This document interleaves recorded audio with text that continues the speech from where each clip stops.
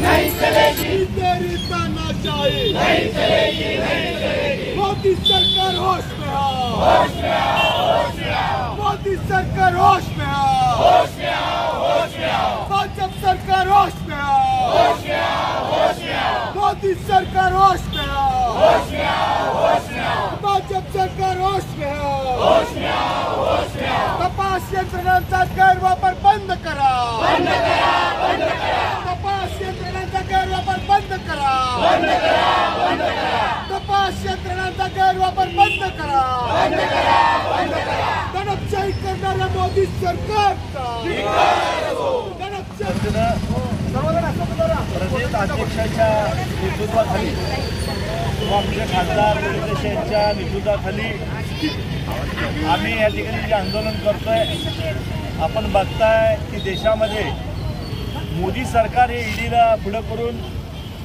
आमच्या नेत्या सोनिया गांधी असेल, राहुल गांधी असेल, जी फाईल 15 वर्षाखाली फाईल संपवलेली होती, त्या फाईलला क्लीन चिट दिलं होतं.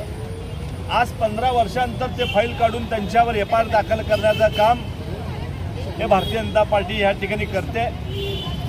भारतीय जनता पार्टी ईडीला पुढं करून आदरणीय सोनिया गांधी असेल, राहुल गांधी यांच्यावर खोटे गुन्हे दाखल करून त्यांचा आवाज दाबण्याचा या ठिकाणी प्रयत्न आहे.